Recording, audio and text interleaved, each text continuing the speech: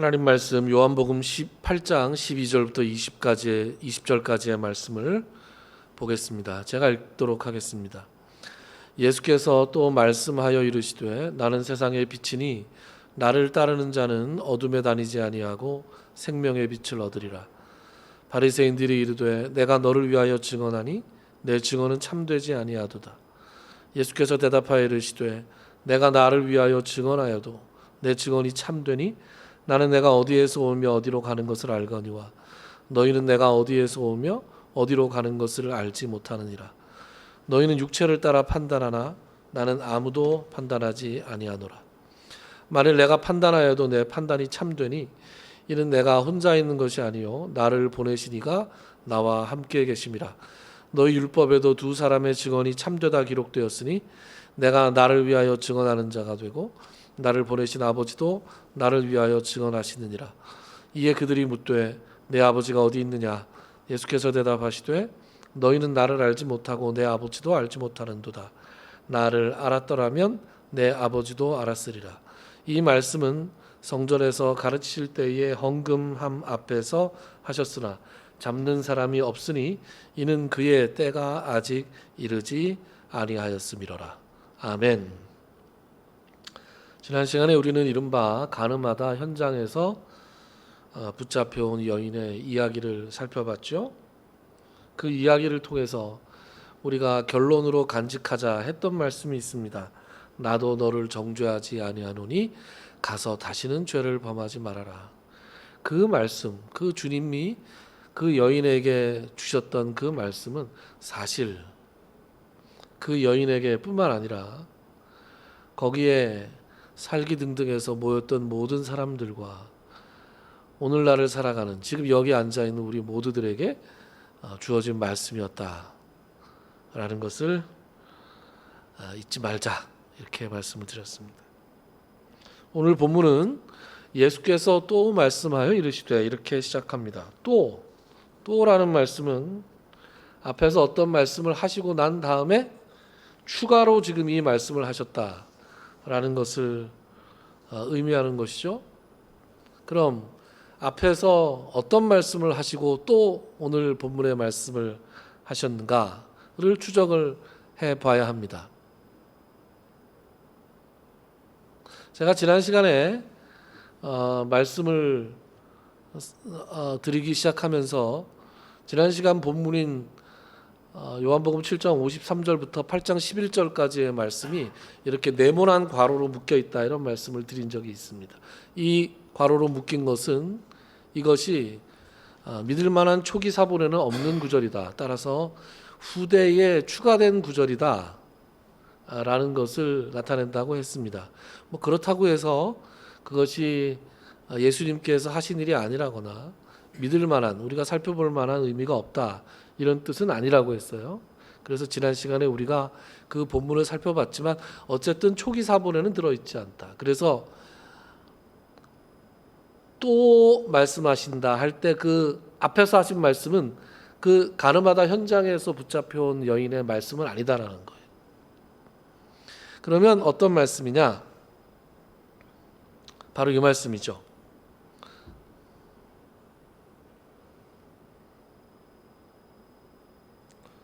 네, 바로 이 말씀이죠 해놓고 왜 없을까? 여기 있네요. 제가 오른쪽 버튼 눌러야 되는데 왼쪽 버튼을 누르는 바람에 돌아갔습니다.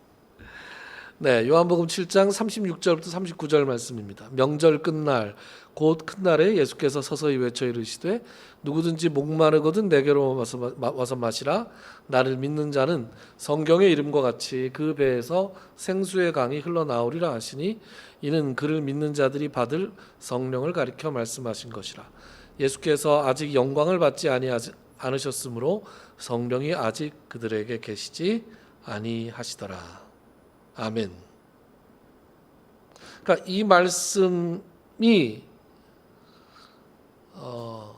오늘 말씀 앞에 이어지는 말씀이었어요.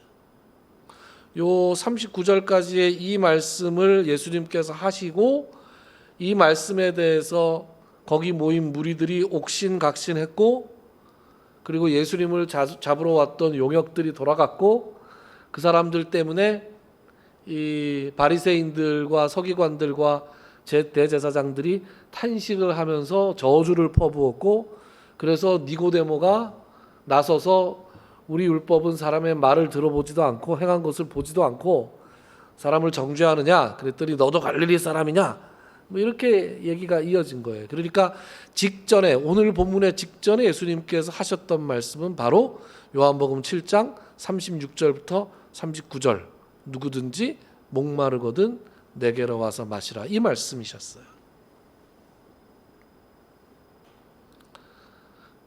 그러니까 이렇게 맥락을 잡고 나면 보이는 게 하나 있습니다. 어떤 게 보이느냐?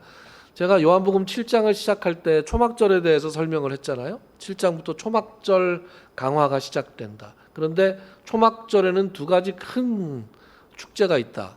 첫 번째 축제는 물의 축제였고, 두 번째 축제는 빛의 축제다. 그런 말씀을 드렸습니다. 그러니까 물의 축제는 명절 끝날 마지막 날에, 물론 매일 했지만 실로암에서 물을 떠다가 물을 제단에 막 부으면서 사람들이 환호하는 그 물의 축제가 있었고요. 그리고 성전에 24시간 동안 불을 밝혀놓는 그 빛의 축제가 초막절 기간 내내 이어진다고 했습니다. 예수님께서 목마르냐? 내게로 와라. 내게로 와서 마시면 너희들 배에서 생수의 강이 흘러넘칠 것이다. 이렇게 서서 외치셨던 때가 언제라고요? 초막절에 이 물의 축제가 절정에 다다랐던 그 순간이에요. 그 순간. 그때 야, 거기에 진짜 물이 있는 게 아니야. 진짜 물은 나한테 있어. 마셔도 갈증과 허전함이 채워지지 않는 그 물 말고 나한테 와서 나를 믿으면 너희 속에서 성령의 생수의 강이 흘러 넘쳐서 목마름과 허전함이 해결되는 것이다. 이렇게 말씀을 하셨던 것이죠. 그럼 이제 이 물의 축제에 대해서 얘기를 했으니까 이제 뭐에 대해서 얘기하실 차례예요? 빛의 축제에 대해서 얘기하실 차례잖아요. 그래서 12절 말씀을 같이 한번 읽어봅시다. 12절. 12절이 왜 안 나와? 또 이렇게 눌렀어요. 이상하네. 잠깐만요. 제가 이거 아무래도 맞게 했는데 있네. 이상하네. 12절 같이 읽어봅시다. 시작. 예수께서 또 말씀하여 이르시되 나는 세상의 빛이니 나를 따르는 자는 어둠에 다니지 아니하고 생명의 빛을 얻으리라. 아멘. 그래서 무슨 얘기가 나와요? 내가 세상의 빛이다. 이런 말씀을 하시는 거예요. 이렇게 이어지는 거다. 그러니까 세상의 빛 이야기를 그냥 하신 게 아니라 이렇게 초막절에 행했던 두 가지 대표적인 의식들, 그들에게 가장 익숙한 언어로 직관적으로 이해할 수 있는 그런 말씀을 주셨다라는 것입니다. 얘들아, 물이 필요하니?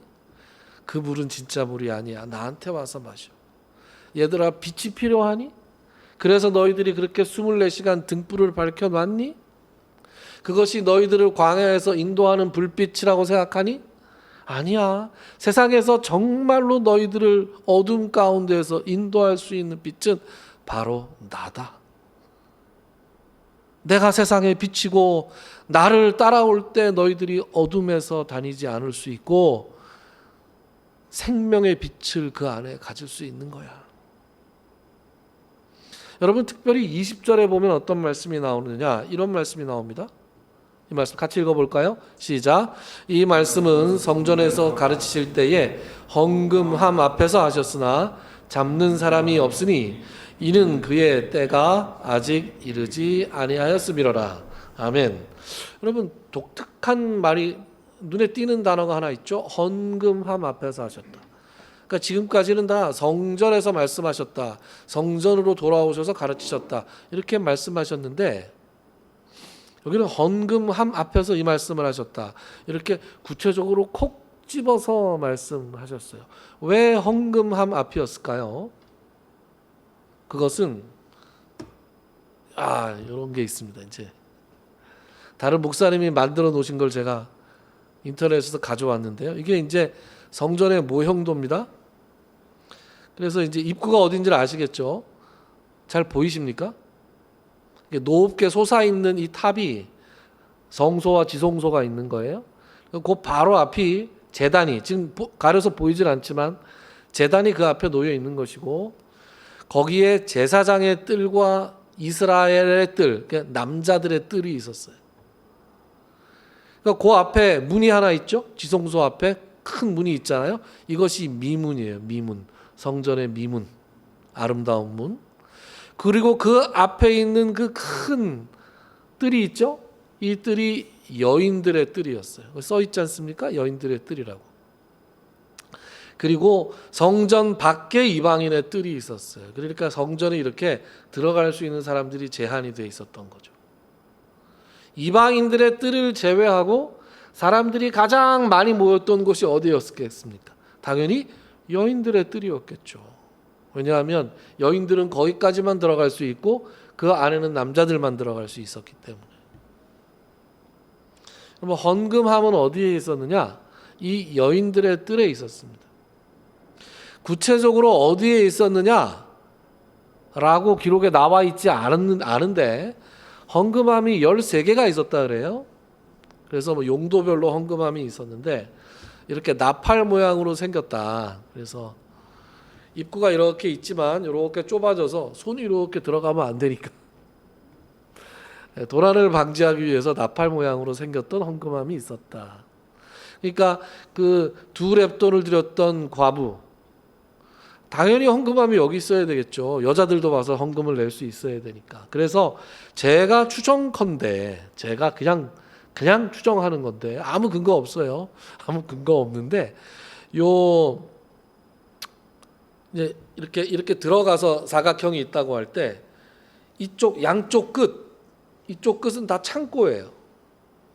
기름 창고, 무슨 창고, 이렇게 창고였어요. 그리고 뒤쪽에 헌금함을 놨을 것 같진 않아요. 그냥 제 짐작에 이 옆쪽에 놓지 않았을까. 그런 생각을 합니다. 그런데 왜 하필 헌금함 앞이냐? 거기가 사람들이 제일 많은 곳이었죠. 그리고 한 가지 더. 빛의 축제가 벌어졌던, 성전을 24시간 밝히기 위해서 등불을 사방좌우에 밝혔던 곳이 바로 어디냐? 여인의 뜰이었다. 그래서 이곳이 빛의 축제가 벌어지고 있는 현장이어서 예수님께서 내가 세상의 빛이다 라고 말씀하시는 거죠. 하나 더 보여드리려고 그랬는데 위에서 보면 이제 이렇게 되는 거예요. 말하느라고 정신이 팔려서 못 보여드렸네요. 이 빛에 관한 이야기는 사실 요한복음 1장에서 이미 언급된 바가 있었습니다. 이 빛에 대해서 사도 요한이 먼저 요한복음을 시작하기 제일 먼저 이 서문에서 이 빛에 대해서 이야기를 한 적이 있었죠. 한번 살펴볼까요? 같이 읽어봅시다. 1장 1절부터 5절까지 같이 읽어볼게요. 빛에 한번 신경을 써서 읽어보십시오. 시작. 태초에 말씀이 계시니라. 이 말씀이 하나님과 함께 계셨으니 이 말씀은 곧 하나님이시니라. 그가 태초에 하나님과 함께 계셨고 만물이 그로 말미암아 지은 바 되었으니 지은 것이 하나도 그가 없이는 된 것이 없느니라. 그 안에 생명이 있었으니 이 생명은 사람들의 빛이라. 빛이 어둠에 빛이 돼 어둠이 깨닫지 못하더라. 아멘. 그러니까 태초에 말씀이 계셨는데 그 말씀이 하나님과 함께 계셨고 이 말씀은 곧 하나님이셨다. 그래서 하나님과 함께 계셨다라고 했을 때 그 하나님은 우리가 알고 있는 성부 하나님. 이 말씀, 헬라어로 로고스로 되어 있는 이 말씀 하나님은 성자 하나님. 그런데 이 성부 하나님과 성자 하나님이 태초에 함께 창조의 사역을 감당하셨다. 그리고 그 말씀 안에 사람들의 비친 생명이 있었다. 그러나 빛이 어둠에 빛이 돼 어둠이 깨닫지 못했다 그랬어요. 그러면 빛이 어둠에 빛이 돼 어둠이 깨닫지 못했다 그러면 이 어둠은 누구를 가리킵니까? 깨닫지 못하는 사람들을 가리키는 것이죠. 그 다음 몇 구절을 더 읽어보죠. 같이 읽어봅시다. 시작. 참 빛 곧 세상에 와서 각 사람에게 비추는 빛이 있었나니 그가 세상에 계셨으며 세상은 그로 말미암아 지은 바 되었으되 세상이 그를 알지 못하였고 자기 땅에 오매 자기 백성이 영접하지 아니하였으나 그랬습니다. 이 빛이 자기 땅에 오셨다는 거죠. 이 빛은 바로 예수님이시다라는 겁니다. 그런데 자기 백성이 영접하지 아니하였다 했으니 그럼 앞에서 얘기한 어둠이 누구라는 거예요? 영접하지 않은 그 사람들. 영접하지 않은 그 사람들이 오늘 본문에 나오는 8장, 오늘 본문 8장에 나오는 예수님과 언쟁을 하며 예수님을 받아들이지 않았던 바로 그 사람들이 어둠이었던 것이죠. 그래서 8장 13절부터 이제 이런 말씀이 나옵니다. 같이 읽죠. 시작. 바리새인들이 이르되 내가 너를 위하여 증언하니 내 증언은 참되지 아니하도다. 예수님께서 이렇게 선포하셨어요. 내가 세상의 빛이다. 나를 따라야만 사람이 어둠에 다니지 않고 생명의 빛을 그 안에서 가지게 될 것이다. 그랬더니 그거는 당신의 주장일 뿐이요 라고 바리새인들이 대답을 하는 겁니다. 당신은 당신이 세상의 빛이라고 주장을 하지만 당신 외에 증인이 또 있습니까? 당신이 스스로 주장하는 것 외에 당신의 주장을 뒷받칠 만한 증인과 증거가 없지 않소? 이렇게 얘기하고 있는 것이죠. 오늘 본문의 구조가 굉장히 간단해요. 그러니까 12절에 예수님의 선포가 있었고 13절부터 19절까지는 예수님과 바리새인들 사이에 갑론을박이 나오고 20절에 아까 얘기한 사도 요한의 마무리 이렇게 나오는 거예요. 그러니까 13절부터 19절까지의 말씀을 우리가 살펴보고 오늘 설교는 끝나는 거예요. 자, 일단 바리새인들이 반박하는 건 당신의 주장은 당신 혼자만의 증거일 뿐이다.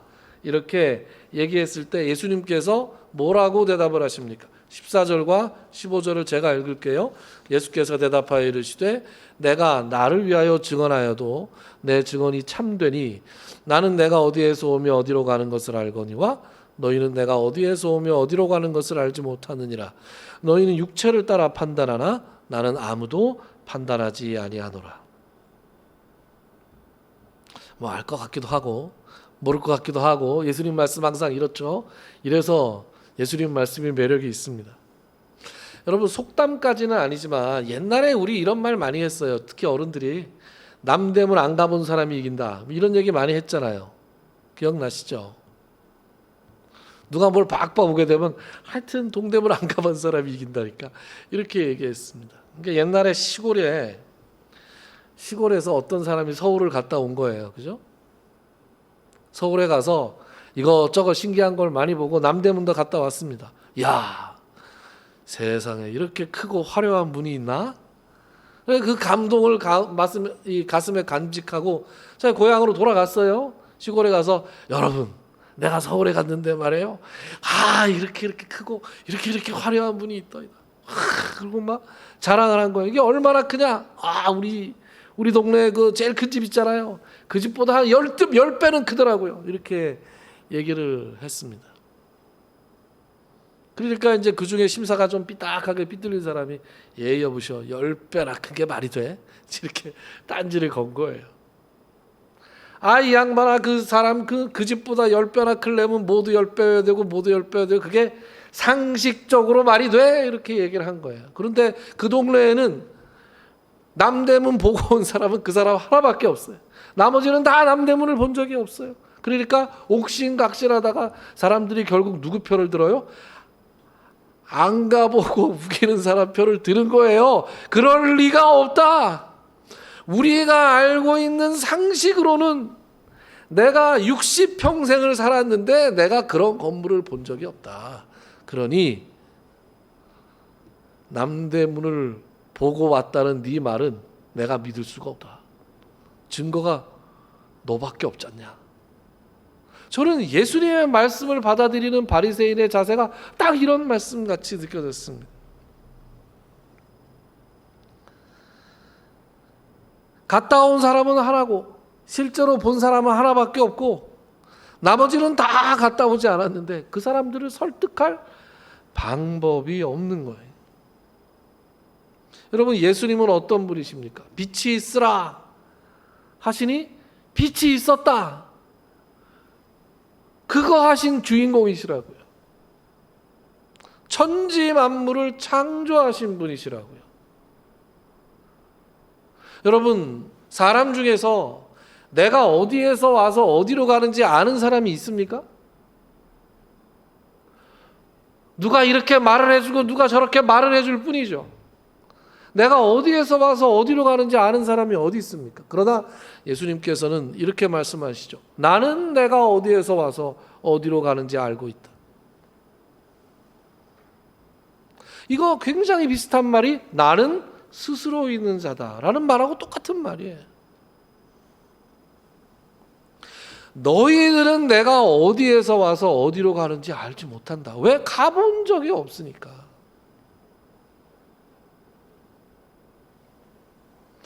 여러분, 세상에 단 한 사람밖에 없다 할지라도 남대문 갔다 온 사람이 한 사람이면 그 사람 말이 진리인 거예요. 어떻게 또 다른 증인을 구할 수 있습니까? 15절에 보면 너희는 육체를 따라 판단하나 나는 아무도 판단하지 않는다. 너희는 육체를 따라 판단하나 라는 말씀이 뭐예요? 너희는 세상에 속한 것들을 가지고 세상의 기준으로 나의 말을 판단한다. 모든 것들을 판단할 수 그럴 수밖에 없다. 그러나 나는 아무도 판단하지 아니하노라. 이 말씀이 좀 어렵긴 하지만 이 앞에 무슨 말이 생략된 거냐? 나는 너희들처럼 세상에 속한 것으로 세상의 기준으로 판단하지 않는다. 이 말이에요. 계속해서 보죠. 16절부터 18절 제가 읽습니다. 만일 내가 판단하여도 내 판단이 참되니 이는 내가 혼자 있는 것이 아니요 나를 보내신 이가 나와 함께 계심이라. 너희 율법에도 두 사람의 증언이 참되다 기록되었으니 내가 나를 위하여 증언하는 자가 되고 나를 보내신 아버지도 나를 위하여 증언하시느니라.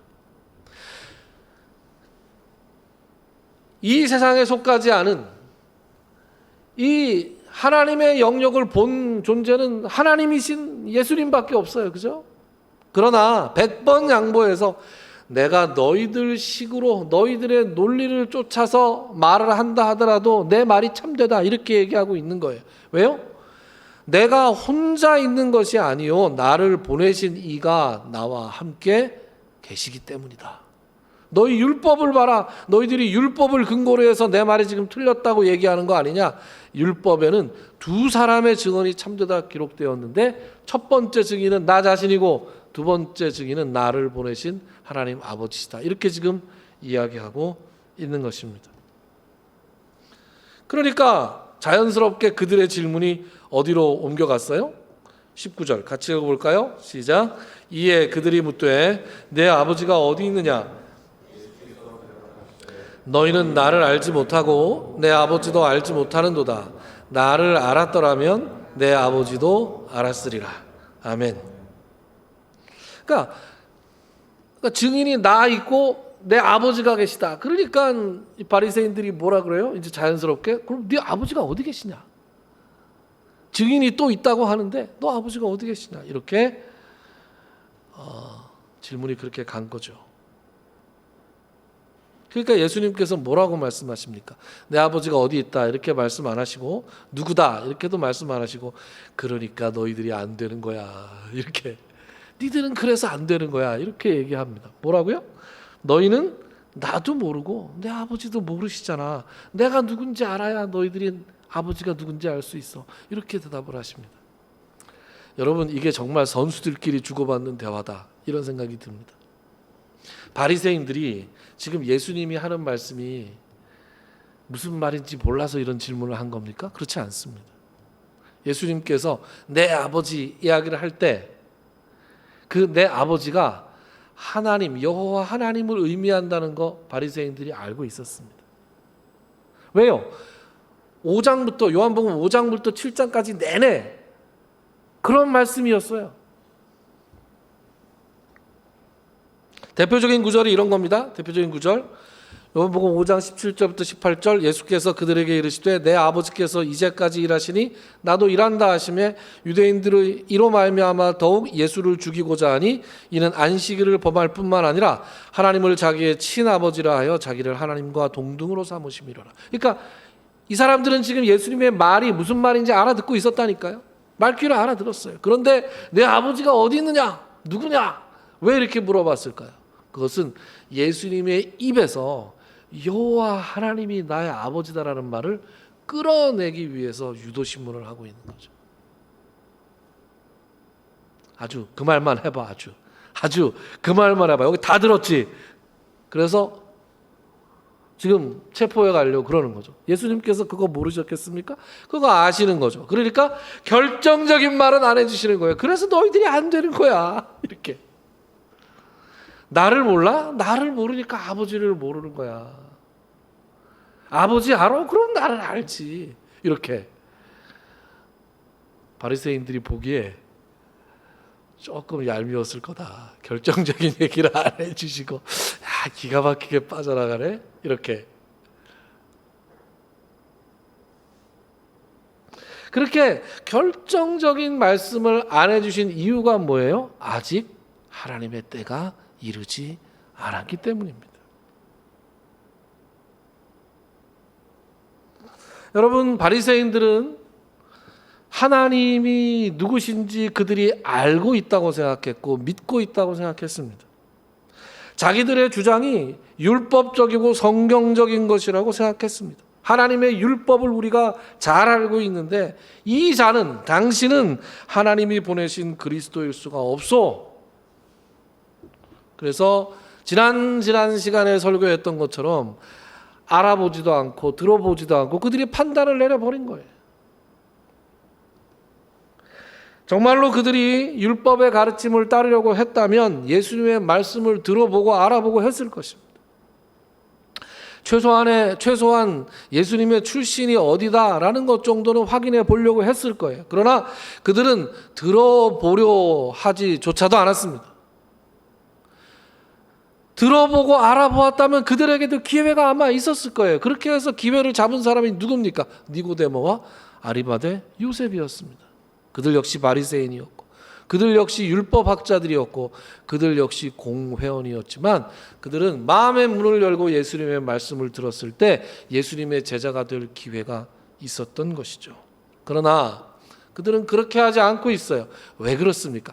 그들은 하나님을 알고 하나님을 믿는다고 하면서도 정작 그들이 믿고 있는 것은 그들의 자신의 주장이에요.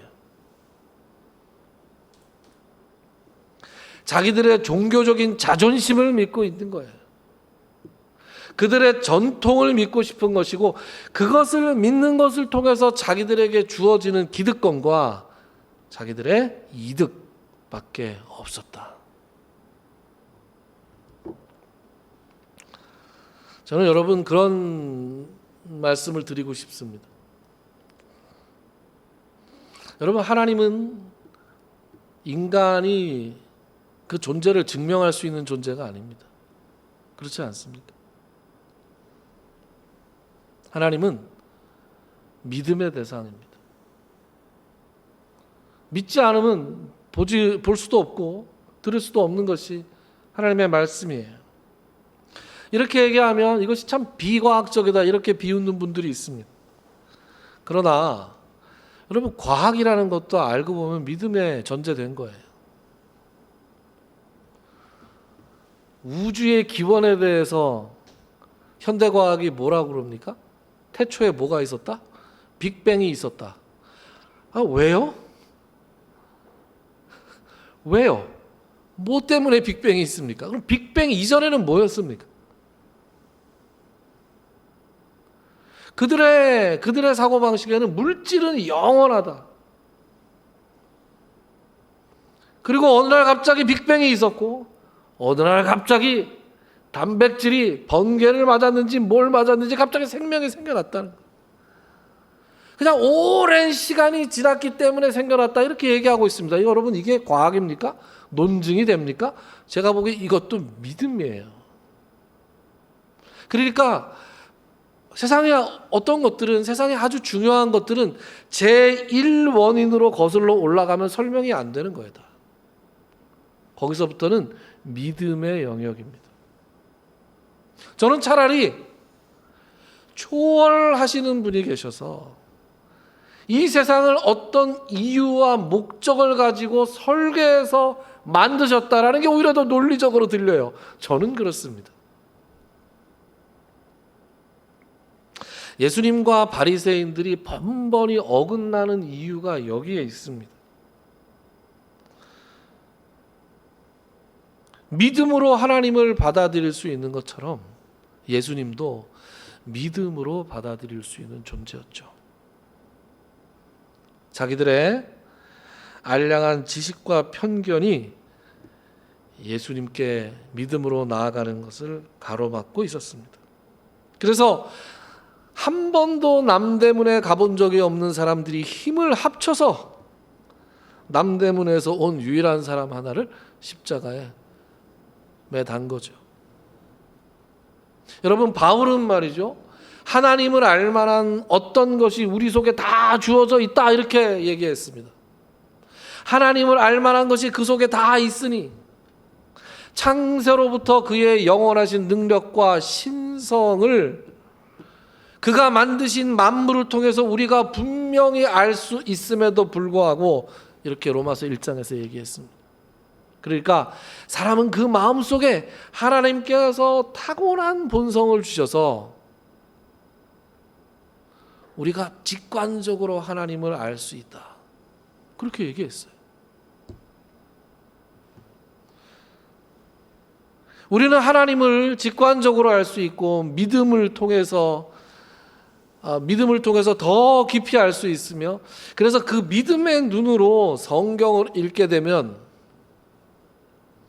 하나님이 만들어 오신 이 하나님의 놀라우신 경륜과 지혜의 탁월함을 믿지 않을 수가 없게 되는 것이죠. 여러분 우리가 성경을 읽어서 믿었습니까? 성경 읽고 나서 다 곰곰이 따져보고 하나님 믿었나요? 전혀 그렇지 않습니다. 성경을 일일이 따져보고 읽어보고 믿게 되면 정말로 더 세게 믿게 되겠죠. 그런데 우리 대부분은 인생의 어떤 순간에 하나님께서 역사하시고 우리의 마음이 문이 열려서 믿음으로 하나님을 받아들이게 되었고 그리고 그 믿음의 눈으로 성경을 읽으면서 우리의 믿음이 더 단단해지게 된 것이죠. 빛이 세상에 비춰졌습니다. 빛이 어둠에 비춰졌으나 세상이 어둠이 그를 영접하지 않았습니다.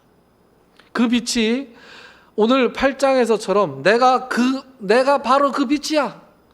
요한복음 1장에서 사도 요한이 태초부터 계셨던 그 빛에 대해서 이야기했던 그 빛이 사람들 앞에 친히 육신으로 나타나셔서 얘들아 내가 그 세상의 빛이다 이렇게 말씀하셨을 때 그들은 자기들의 알량한 지식과 편견으로 그분을 거절했습니다. 그 어둠들은 빛을 알아보지도 않았고 영접하지도 않았습니다. 그러나 영접했던 사람들은 어떻게 됐습니까? 믿음으로 영접했던 사람들이 어떻게 되었나? 요한복음 1장 12절부터 13절까지의 말씀을 읽고 오늘 설교의 결론으로 삼겠습니다. 같이 읽어볼까요? 시작. 영접하는 자 곧 그 이름을 믿는 자들에게는 하나님의 자녀가 되는 권세를 주셨으니 이는 혈통으로나 육종으로나 사람의 뜻으로 나지 아니하고 오직 하나님께로부터 난 자들이니라. 아멘. 예수님의 말씀을 듣고 믿고 영접하는 것은 하나님의 뜻으로부터 이루어진 것이고 세상에서부터 난 것이 아니라 하나님께로부터 난 자들이며 결국 하나님의 자녀가 되는 권세를 받은 사람들입니다. 여러분, 하나님의 자녀가 됐습니다. 우리가 하나님의 자녀들이에요. 그럼 어떻게 살아야 합니까?